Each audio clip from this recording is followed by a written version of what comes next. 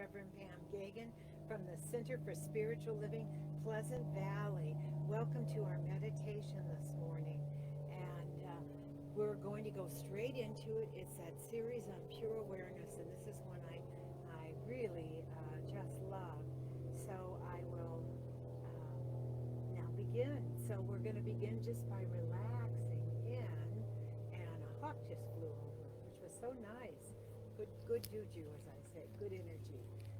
So as we go within, let us just relax in our minds, our hearts, our bodies.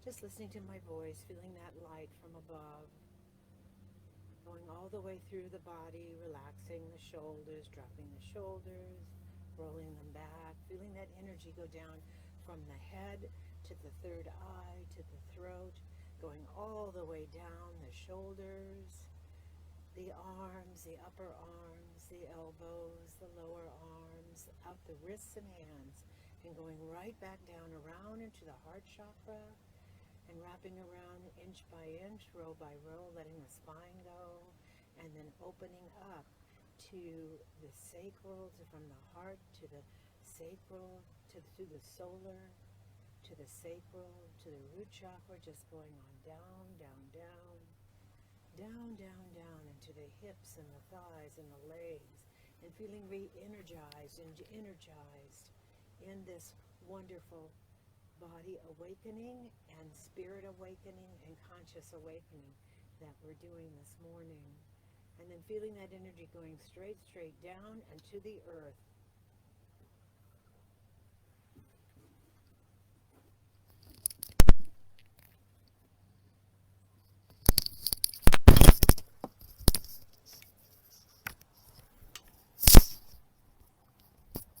And as you relax in this moment, just feeling that energy from the top to the bottom, to the left, to the right, to the east, to the west, to the north, to the south, all around you, just permeating you.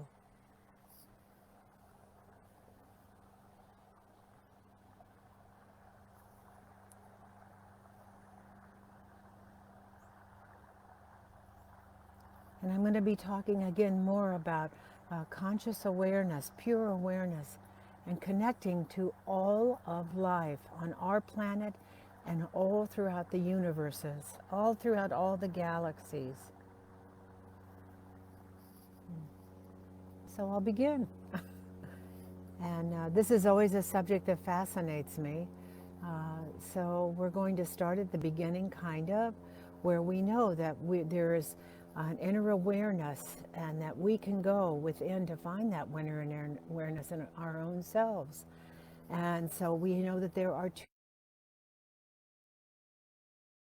deeper aspects of ourselves, and it's all the way into the soul. And so today, in knowing that there is a pure awareness that we can tap into, our pure awareness is our connection with the collective consciousness of the oneness of the cosmos. The cosmos not only lies outside of us, but in and through and as us. And it is available to all of us. And this cosmos, in its well-ordered wholeness, it is the indivisible oneness of pure spiritual awareness and pure unlimited potentiality. Everything comes from this consciousness. Everything comes from Source. Call it what you want. From the thing itself, to God, to Buddha, Jesus, Krishna, whatever it is that oneness, that energetic awakening that we can awaken to in the deepest part of our consciousness. And we're not only in contact with it in the consciousness of the planet, but the consciousness of everything. We have the ability to make contact with everything and everything in the cosmos. When Steven Spielberg made the movie Close Encounters of the Third Kind, many of us weren't aware of that one of his chief advisors on the movie was the former head of the United States government's Project Blue Book. That film, unbeknownst to us and to most, was actually a docudrama based on actual information from unclassified Blue Book Project material officially documented on the sightings and interactions with extraterrestrials. For those who saw this groundbreaking film made in the late 1970s, you may remember a woven thread together. It wove together the people in it and how they were experiencing telepathy, having the same dreams and listening to and acting upon their intuition, all drawing them, and some of them building models of the Devil's Tower that you find in Wyoming, and eventually feeling compelled to travel to Wyoming and meet at the Devil's Tower.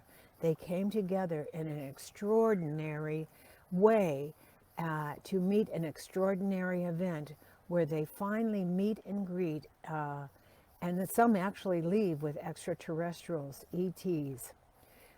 And so it's been an amazing film, and I'd never thought of it as a docudrama, but indeed it is now being classified in many ways as a docudrama. So is it really possible to bring ETs into existence, into our existence? And how do we do that if it is possible? How do we bring them into our realm of our very primitive thinking? How do we comprehend that, that way of connecting with all of the cosmos? Well, comprehension of how extraterrestrial spacecraft work, well documented by Earthlings, including pilots, astronauts, and people worldwide, is beyond unclassified information. The only way scientifically we can comprehend how they appear as if they're going beyond the speed of light. Let us say, if we were going to the Andromeda galaxy, to ours, the Milky Way, the speed of light is way too slow to even see them or track them.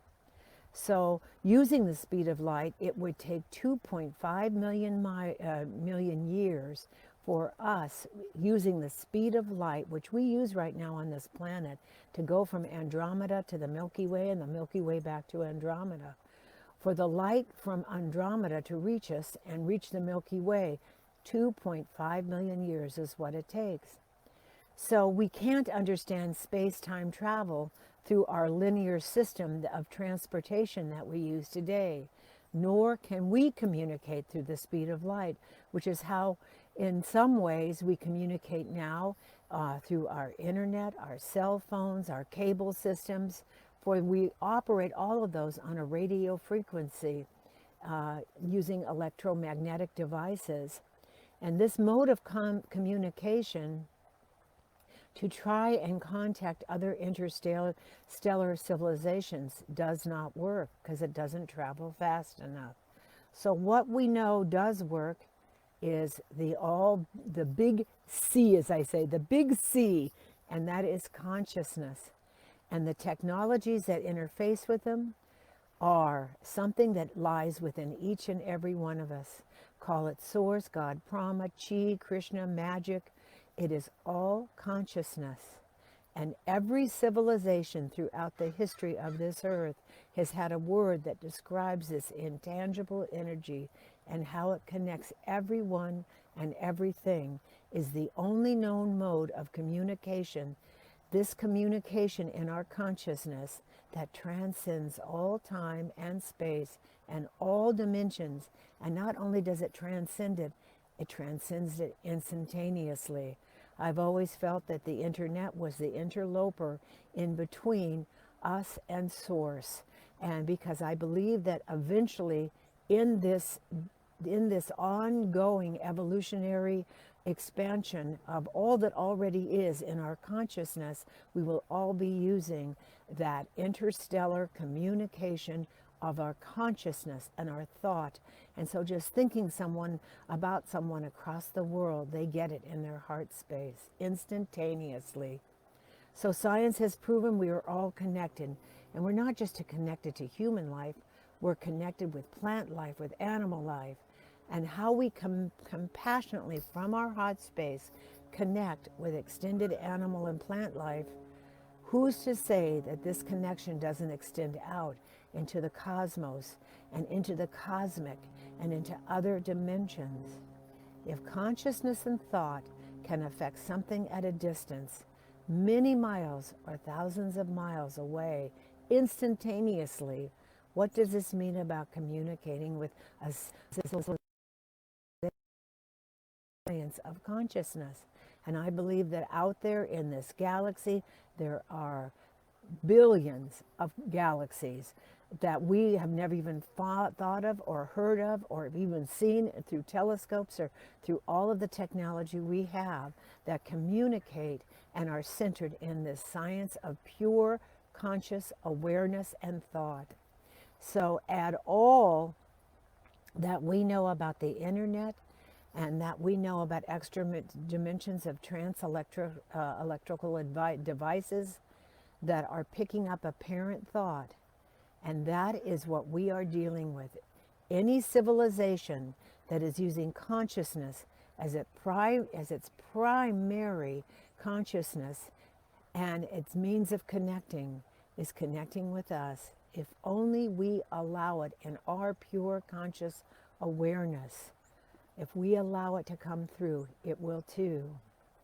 They've done experiments about people sitting next to a lamp, and the lamp, it's connected electrically in a special way, obviously, and I'm not here to tell you how to do this or how to create that lamp.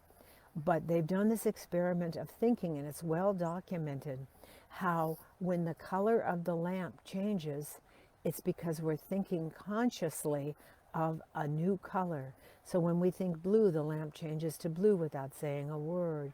Or if we think red, it changes to red. So we now know that consciousness is not limited by space or time, but how do we bring that speed of consciousness, that light, instantaneously to us, so that the speed of thought is instantaneous. So in pure awareness, there is only oneness. It is the Alpha and the Omega, eternal, infinite. But we, on this primitive level of consciousness, choose to show up in this three-dimensional world that gives us the illusion that we are, there is only space and time continuum. And it is not about the instantaneously connecting with the allness throughout all of life as we so know it, and beyond that. You know, the teachings of the Native Americans knew this. Many of the teachings of the primitive people worldwide knew. The first people of indigenous colors tells us that there are stories they told us about how the human world and the spiritual world are in illusion. And they believe there are billions of worlds, an infinitude, not infitude, an infantitude in its newness, but also an infinitude of creatures. The Great Spirit is within all, and when we follow the laws of the Creator, when we make our transition into the next state of beingness, we never die. We'll just make our incarnation with a clear memory when we come back into whatever existence we come into with our past, and we take all of the information we learn on this planet with us. So I love being in the mystery, exploring the mystery, and this is one of the greatest mysteries in the exploration of meditation and consciousness. So let us go into meditation. And the simplest meditation I know, I'm going to ask you just to relax in right now and close your eyes. And I want you to go and just close your eyes and see in the center that it's really not dark at all when you close your eyes. So just relax and close your eyes, and you'll see that there are spheres of light. We call those spheronemes, little light impulses behind the eyes, and there is no true darkness. You may see darkness a little bit when you first close your eyes. You'll see in the darkness little specks of light. Everybody out there see that? Okay, they're there. I'm just going to take it, okay, we all saw them. So just go back and close your eyes and see those lights, enjoy them. And now look at them, and eventually you'll find your mind emerging with light specks. So let that happen to you right now.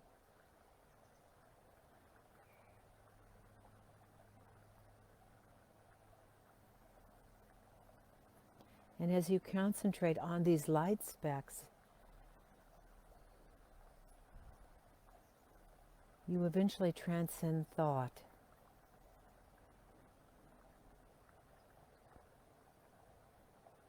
Thought and thinkingness.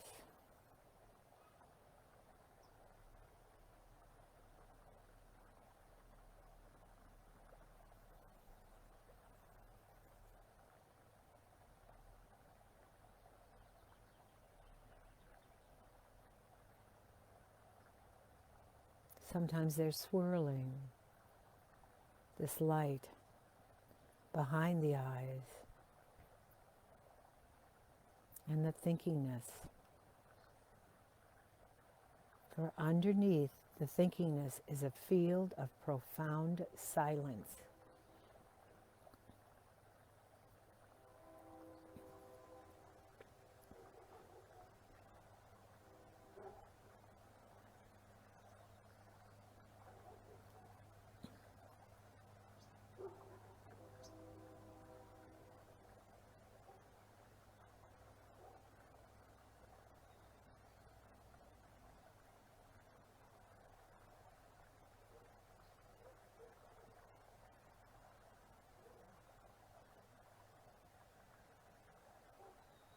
For some of us, you'll see as you concentrate on those speckles, you seem to be moving into the infinite, beyond the thinkingness, beyond the thought.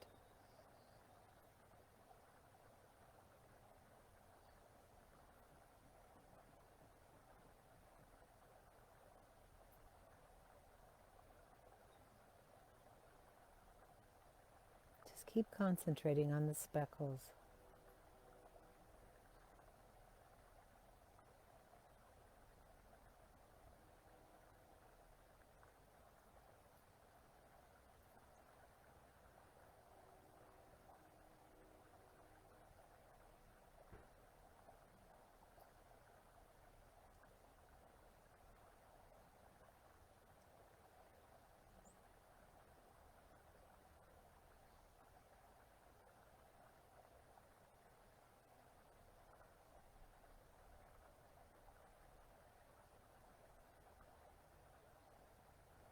Into the emptiness.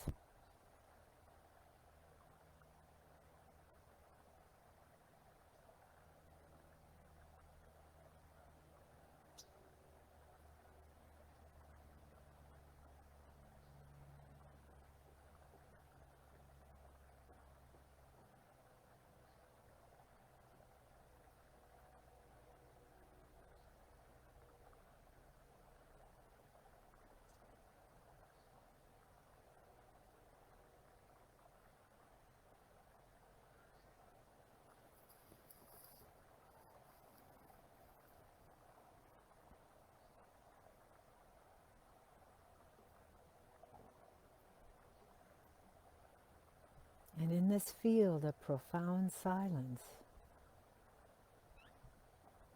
we already know that 99% of the mind is silent. It's only 1% of the mind that is talking.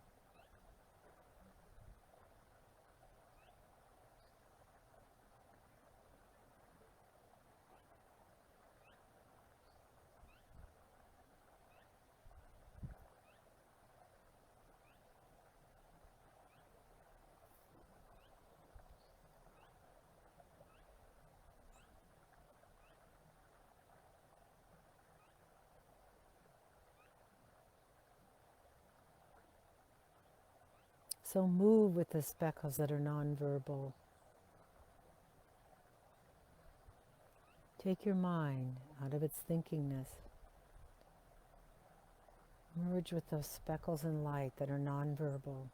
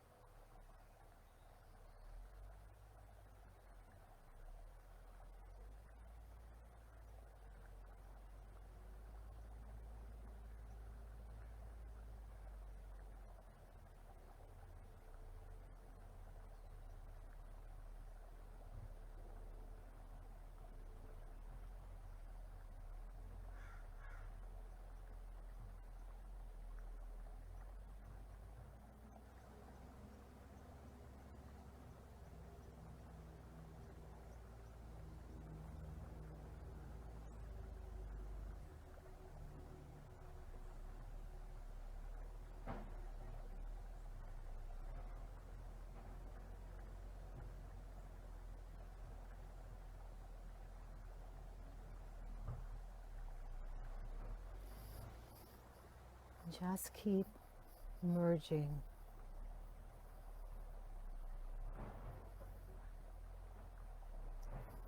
And when you're out of the thinkingness, you're into the phenomena.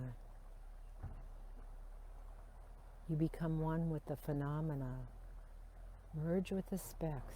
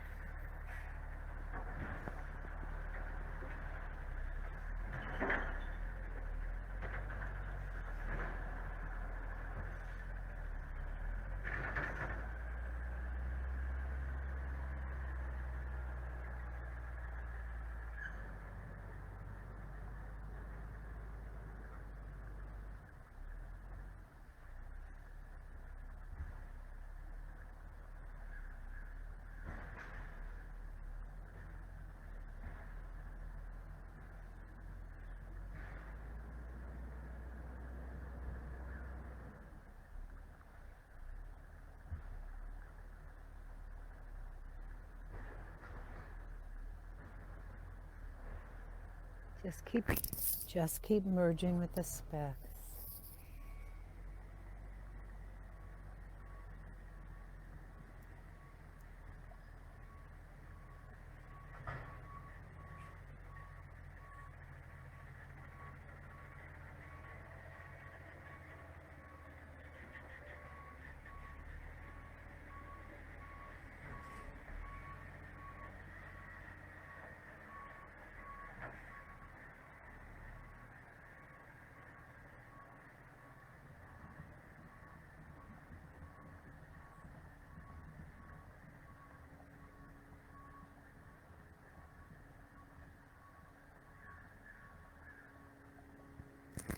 Keep going into the phenomena.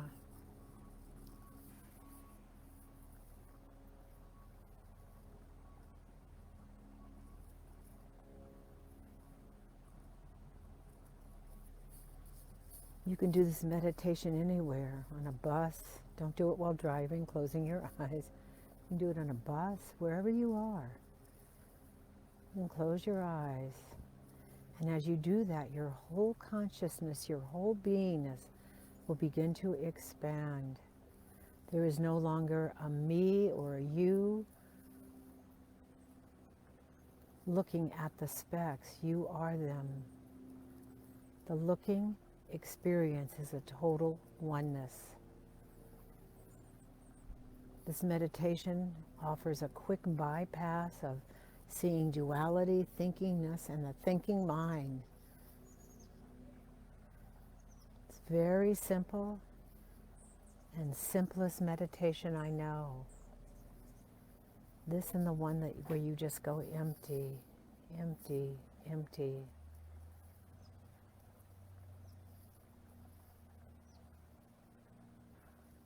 As you continue to breathe, also along with breathing, just naturally and easily being conscious of the breath and becoming one with the breathing and the speckles of light.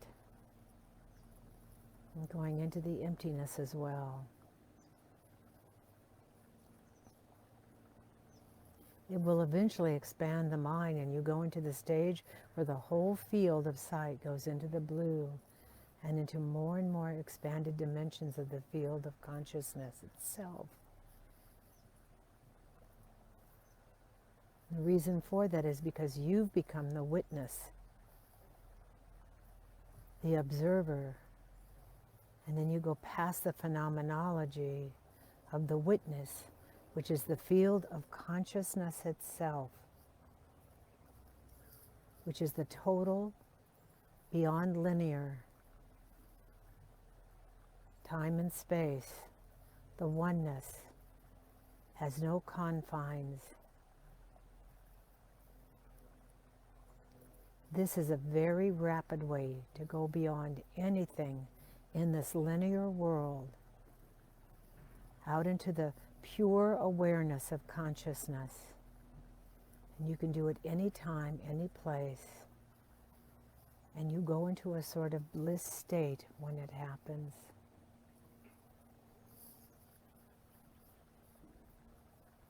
So now just hearing myself coming back